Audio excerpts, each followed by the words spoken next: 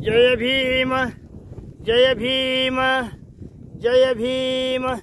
त्रिवार अभिवादन, त्रिवार अभिवादन माझ्या तमाम देशवासीय बंधू भगिनींना। परमपूज्य बोधिसत्व विश्वभूषण भारतीय घटनेचे जन्मदाते डॉक्टर बाबासाहेब आंबेडकर यांच्या जन्मदिनानिमित्त प्रथम वंदन, प्रथम वंदन, प्रथम वंदन तुला भीमराया।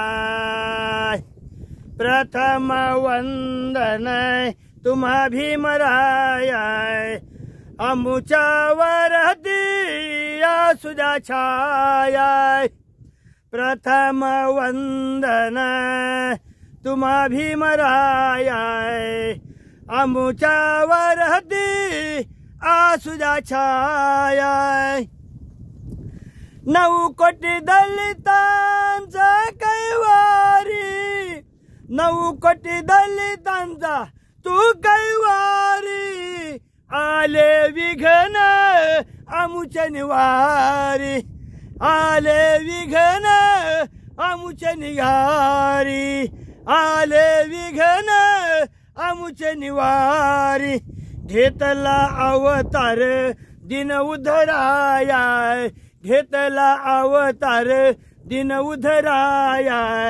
आमुच्यावर दी आसुदा छाया, आमुच्यावर दी आसुदा छाया।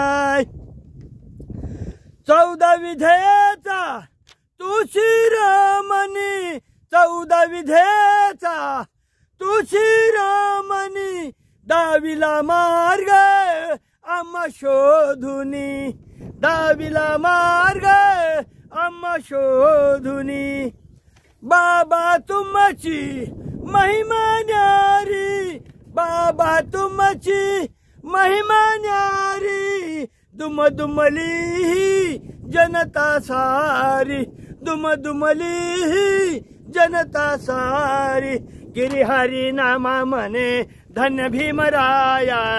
गिरिहरी नामा मने धन्य भीमराया। अमुच्यावर दी आसुदा छाया, अमुच्यावर दी आसुदा छाया। प्रथम वंदन तुला भीमराया। प्रथम वंदन तुला भीमराया। अमुच्यावर दी आसुदा छाया, अमुच्यावर दी आसुदा छाया। अमुच्यावर दी आसुदा छाया। परमपूज्य बोधिसत्व डॉक्टर बाबासाहेब आंबेडकर यांच्या जयंतीनिमित्त आज आपण जो व्हिडिओ तुमच्या पुढे मी घेऊन येत आहे बंधूंनो, तर हा व्हिडिओ तुम्ही संपूर्ण भागामध्ये पाहिला पाहिजे। मी काय करतो, या मोबाईलच्या प्रॉब्लेममुळे किंवा 20-25 मिनिटं हे मोबाईल चालत नसल्यामुळं मी त्याचे 2-3 भाग पाडतो। परंतु होतंय काय, तुमच्या बघण्याच्या दृष्टिकोनातून सांगतो मी। कारण पहिला भाग माझा 5-6 हजारापर्यंतच्या व्ह्यूजवर जातो, लाईकवर जातो। आणि दुसरा भाग 100-500, तिसरा भाग 100-500। मग हे कुठं तर चूक आहे। हो हो मंडळी, तुम्हाला माझे पूर्ण भागच बघितल्याशिवाय माझा व्हिडिओ तरी कसं समजणार बरं। आम्ही एवढं तळमळीनं, एवढं जीव तोडून, एवढा अभ्यास करून तुमच्या पुढे येतो, तो उद्देशच असतो की केवळ आणि केवळ तुम्हाला माहितीपट निर्माण व्हावा म्हणून। हे माझे व्हिडिओ म्हणजे केवळ मला वेळ जात नाही म्हणून मी काढत नाही, किंवा एक टाइमपास म्हणून देखील मी काढत नाही। एवढी तळमळीने शिकवतो मी। पाली भाषा असू द्या, पाली लिपी असू द्या, वेगवेगळे वाङ्मय असू द्या, साहित्य असू द्या, संपूर्ण विषय मी तुम्हाला शिकवतो। पण होतंय काय, पहिल्या भागाला 5-6 हजार व्ह्यू एका दिवसात मिळतात आणि दुसऱ्या भागाला मात्र 100-500। अहो त्याला संलग्नच ते भाग असतो ना। मग हा असा दुजेपणा का बरं करू नये? असा दुजेपणा माणूस एवढा तळमळीने शिकवतो, एवढं आत्मीयतेने शिकवतो तेवढे त्याला लाईक देखील दिले पाहिजेत. नुसते 1 सेकंदाचं काम असतं तुमचं, सबस्क्राईब करायला, लाईक द्यायला, नाही का, पुढे पाठवायला, शेअर करायला, कमेंट करा. म्हणजे सांगायचा मुद्दा असा की एवढं आम्ही जीव तोडून रक्त ओळखून तुम्हाला सांगत असलो, त्याच्यामागची आमची तळमळीची भूमिका देखील तुमच्या लक्षात आली पाहिजे. आणि म्हणून व्हिडिओ हे जास्तीत जास्त शेअर झाले पाहिजेत, जास्तीत जास्त लोकांना हे समजलं पाहिजे. कमीत कमी पाली लिपीच्या संदर्भात देखील मला हेच जीव तोडून सांगावं वाटतं बंधूंनो. तर असं करू नका, सगळे व्हिडिओ व्यवस्थित बघा. आणि आजचा जो भाग आहे जयंतीनिमित्त, बाबासाहेबांच्या जयंतीनिमित्त, त्याचे सुद्धा माझ्याजवळ 4-5 व्हिडिओ पडतील. पण काय सांगावं, आजच्याच कार्यक्रमाला किंवा आजच्याच माझ्या व्हिडिओला 5-6 हजार लिव काय मिळतील ते मिळतील, लाईव्ह काय लाईक किंवा सबस्क्राईब काय असेल ते असेल. आणि नंतरच्या भागाला मात्र ओहोटी लागते. तर अशी तुमच्या विचारांची ओहोटी नका लावू देऊ. हे खास मुद्दाम तुम्हाला मला सांगावं वाटतंय 5 मिनिटासाठी. बंधूंनो, हा कार्यक्रम आपण पाहत असताना सगळ्या ॲक्शन्स करा, तुम्ही शेअर करा, कमेंट्स करा. आणि विशेष म्हणजे आपल्या या चॅनलला, बुद्ध विटेवरी या चॅनलला आर्थिक स्वरूपाची देखील मदतीची आवश्यकता आहे. आणि बंधूंनो, म्हणून मी तुम्हाला विनंतीपूर्वक सांगतो की या चॅनलला आपल्या आर्थिक सहकार्य करा. माझा फोन पे क्रमांक आहे 82 65 07 51 51, 82 65 07 51 51. कारण हा माझा नंबर मला स्क्रीनवर देता येत नाही. असो, तर माझ्या आजच्या या जयंतीनिमित्त पुनश्च तुमचं एक बार मी आभार मानतो. तुम्हा सर्वांना मी प्रेमाचा जय भीम करतो आणि माझ्या विषयाला सुरुवात करतो. माझे व्हिडिओ हे सातत्यानं किती भाग, आजचा विषय आहे हा मोठा विषय आहे. उदाहरणार्थ तुम्हाला सांगायचं म्हणजे काय की मला बाबासाहेबांचं बालपण सांगावं लागणार आहे, बाबासाहेबांच्या वडिलांची पार्श्वभूमिका सांगावं लागणार आहे. बाबासाहेबांचे वडील रामजी मालोजी सपकाळ हे सुभेदार होते इंग्रजी सैन्यामध्ये, हेही तुम्हाला मला सांगावं लागणार आहे. बाबासाहेबांच्या जन्माची पूर्व घटना एक विनोदाचा भाग नव्हे पण एक पूर्व कर्म सिद्धांत म्हणून सांगितलं तर तोही मी तुम्हाला सांगणार आहे. बाबांचा जन्म, भीमरायाचा जन्म 14 एप्रिल 1891, म्हणजे 18 मुद्दे लक्षात घ्या तुम्ही. 14 एप्रिल 1891 बाबासाहेबांचा जन्म. बाबासाहेबांचं महापरिनिर्वाण 6 डिसेंबर 1956. हे सगळं तुमच्या पाठ आहे. पण ह्याच्यावर आपल्याला एक स्वतंत्र असे व्हिडिओ काढायचे आणि म्हणून सांगतोय तुम्हाला मी. तद्वतच बाबासाहेबांचा जन्म कुठे झाला तर मध्य प्रदेशामध्ये महू एक नावाचं गाव आहे. भीमा तुझ्या महूला जाऊन काल आलो, आमचे वामन दादा म्हणतात. भीमा तुझ्या महूला जाऊन काल आलो, भीमा तुझ्या महूला जाऊन काल आलो. त्या लष्कर छावणीमध्ये माता भीमाबाई आणि पिता रामजी बाबा यांचं हे 14वं अपत्य आहे. 14वं म्हणूनच 14वं रत्न दाखवलं माझ्या भीमरायानं या समाज व्यवस्थेला. हे लक्षात घ्या तुम्ही. आईचं नाव भीमाई आहेच हे तर माहितीच आहे. आता मातेचं नाव म्हणजे आपली माता म्हणजे बाबासाहेबांची पत्नी, आणि मातेचं नाव आहे रमाई, हे माहितीच आहे सगळ्यांना. आणि दुसरी माता आपली आहे ती सविता माई किंवा माईसाहेब, सविता माईसाहेब, एवढं आपण लक्षात घेऊ. बाबासाहेबांना पुत्र झाले यशवंतराव.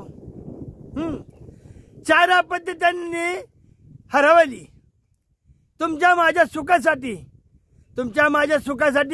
बाबासाहेबांना राजरत्नासाठी आठवण शेवटपर्यंत येत होती, पण सोन्यासारखा मुलगा मातीत घालावा लागला बाबासाहेबांना तुमच्या माझ्यासाठी.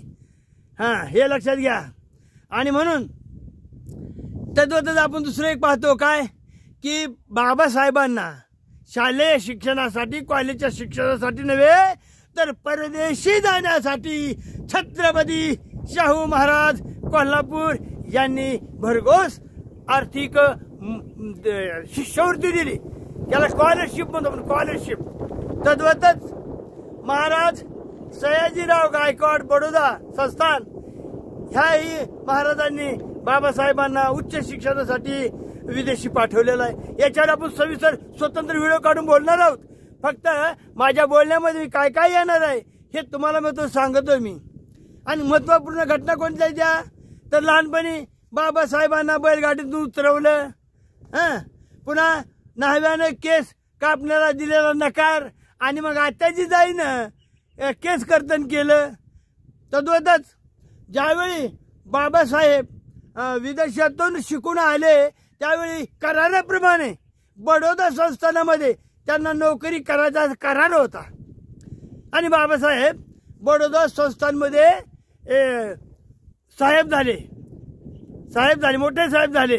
आणि मग हे हाताखालचे जे चपराशी असत ना, मग ते काय करायचे, असे दुरूनच फाईल फेकायचे बाबासाहेबाच्या अंगावर, असे लांबून टाकायचे. का तर विटाळ होईल. अरे काय तुझा विटाळ, काय तुझा विटाळ, काय तुझा विटाळ. माझी सोयरा मातानी चांगलं जोड हाणल्यात ह्या विटाळावाल्यांना.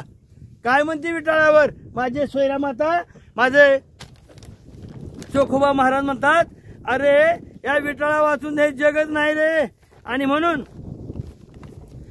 त्या विटाळाच्या नंतर आपण सविस्तर बोलणार आहोत. पण मी माझ्या उद्याच्या व्हिडिओमध्ये प्रत्येक विषयाचा जो एक व्हिडिओ येणार आहे त्याचे मी विषय आज का सांगतोय तर माझे व्हिडिओ सर्रास तुम्ही बघावेत, ओळीनं बघावेत, हा त्याच्या मागचा उद्देश आहे. मग त्या पारशी कॉलनीमध्ये बडोद्याला राहत होते. ज्यावेळी बाबासाहेब महार जातीचे आहेत असं कळल्यानंतर त्या पारशी वसाहतीमधून त्या पारशी लोकांनी बाबासाहेबांना घराच्या बाहेर काढलं. हाही प्रसंग तेवढाच चित्तविदारक आहे. गाडीतून जसं उतरवून उन्हात तानामध्ये चालताना लेकरं, तसे बाबासाहेब एवढे मोठे विद्वत्ता पावलेले, पाणीचे हाताखाली जे शिपाई चपराशी असतात त्यांनी फाईल फेकले. बाबासाहेबांच्या जीवाला केवढा चटका लागला असेल. आणि पारशी वसाहतीमधून पारशी लोकांनी बेइज्जत करून बाबांना घराबाहेर काढलं, त्या कॉलनीच्या बाहेर काढलं. त्यावेळी बाबासाहेबांना काय मानसिक धक्का बसला असेल बाबानो, सांगा रे. आजही त्या बडोद्याच्या बागेमध्ये ते स्मारक आहे ज्या ठिकाणी बाबासाहेब त्या एका झाडाखाली येऊन डसा अश्रू ढाळले, रडले. ते झाड आजही त्या बागेमध्ये त्या बडोद्याला आहे. तद्वतच नंतर क्रांती वाढत गेली, बाबासाहेबांचे विचार वाढत गेली आणि पुढे काय झालं, आला मग महाडचा चौदार तळ्याचा सत्याग्रह. महाडच्या चौदार तळ्याचं पाणी गाव कुसवा बाहेर पडलं आणि सुरुंगाचा स्फोट झाला. अशा पद्धतीनं ते त्र्यंबक सपकाळ यांची जी सुंदर अशी कविता आहे तीही तुम्हाला त्यावेळी मी बोलून दावील. नंतर नाशिकचं काळाराम मंदिर नाही उघडला रे रामा, तू काळा रामाचा दरवाजा उघडला नाही. आमच्या वामनदादांनी याच्यावर सुद्धा सुंदर असं भावगीत रचलेलं आहे, नाही उघडला काळा रामाचा दरवाजा वगैरे. त्याच्यानंतर आली गोलमेज परिषद. मग गोलमेज परिषद अस्पृश्यता नेता कोण? पहिल्या गोलमेज परिषदेला राष्ट्रपिता म्हणतो, आता काय कर म्हणतो, महात्मा गांधी हजर झाले आणि म्हणाले कसे, सगळ्या अस्पृश्याचा मीच पुढारी आहे. परंतु ज्यावेळी बाबासाहेबांना असं लक्षात आलं की आपली कुठेतरी गफलत होते, बाबासाहेबांनी सिद्ध केलं की माझ्या दीनदलितांचा मी पुढारी आहे, हे लक्षात घ्या. आणि म्हणून दोन्ही गोलमेज परिषदा बाबासाहेबांनी गाजवल्या. परंतु त्या गोलमेज परिषदेमध्ये आपल्या हाती यश आलं नाही असं समजून आणि काही अटीतटी लादून आमच्या गांधी बाबानं येरवड्याच्या तुरुंगामध्ये, पुण्याच्या तुरुंगामध्ये, येरवड्याच्या तुरुंगामध्ये सत्याग्रह केला सत्याग्रह. आणि मग काही तरतुडी टाकल्या ते मी माझ्या पूर्ण भाषणामध्ये मी देणारच आहे. आज फक्त विषयाची स्थिती सांगतो तुम्हाला. आणि त्या जो काय पुन्हा करार झाला त्याला पुन्हा पॅक्ट म्हणतात. आणि त्याच्यावर सुद्धा सुंदर पुस्तक पुन्हा पॅक्ट बनाम गांधी, हे सुद्धा सुंदर पुस्तक आहे, वाचून घ्या बाबांनो. तर अशा पद्धतीनं हा जीवनाचा संघर्ष करत करत करत करत करत करत शेवटी बाबासाहेब कुठं आले तर आले 14 ऑक्टोबर 1956 नागपूरच्या धर्मभूमीवर, किंवा ज्याला आम्ही दीक्षाभूमी म्हणतो. तुम्ही म्हणताल आपल्यामध्ये धर्म हा शब्द नाही. अरे बाळा, धर्म हा शब्द आहे. धर्म आणि त्याच्यावर जो रफार आहे ना, मग वरचा रफार, तो रफार पाली लिपीत नसल्यामुळं, पाली लिपीत आणि भाषेत नसल्यामुळं तिथं आपण धम्म म्हणतो. हा, धम्म धर्म, कम्म कर्म, वग्ग वर्ग. म्हणून तमाम माझ्या भावंडाला मी सांगतो की बाबांनो, पाली लिपी शिका, पाली व्याकरण शिका. शिकवायला मी खंबीर आहे. कधीही फोन करत जावा, कधीही मला बोलत जावा, मी तयार आहे. मला फक्त पाली लिपी, पाली भाषा, पाली व्याकरण आणि भारतीय संस्कृतीचा प्राचीन सिंध संस्कृतीपासून ते बाबासाहेबांच्या 6 डिसेंबर पर्यंत पूर्ण कुठलाही प्रश्न जरी विचारला तरी माझ्या छोट्या मोठ्या बुद्धीनुसार मी तुम्हाला त्याची उत्तरं देईन. मग तो सम्राट अशोक असू द्या, कनिष्क असू द्या, बिंदुसार असू द्या, 4 धर्म परिषद असू द्या. तर हा संपूर्ण इतिहास तुम्हाला आपल्या तोंडातून वधून घ्या, सांगा. इतकंच काय, पण लेण्यांचा अभ्यास जे सातवाहन काळापासून ज्या आपल्या महाराष्ट्रामध्ये लेण्या खोदलेल्या आहेत, तसंच ज्या ज्या ठिकाणी बुद्ध विहार आहेत त्या बुद्ध विहारांचं रूपांतर पुन्हा हिंदूकरणामध्ये झालेलं आहे. उदाहरणार्थ पंढरीचा पांडुरंग, तुमचा ते बालाजी, ह्या सगळ्या सिद्धमूर्तीच्या आपल्याकडून ह्याच्या संदर्भामध्ये तुम्ही मला प्रश्न विचारा. कृपया राजकारणाचे, पक्षकारणाचे प्रश्न विचारू नयेत अशी माझी तुम्हाला हात जोडून विनंती आहे. आणि मग शेवटी आपण काय कुठे येतो आपण 6 डिसेंबर 1956 त्या दिवशी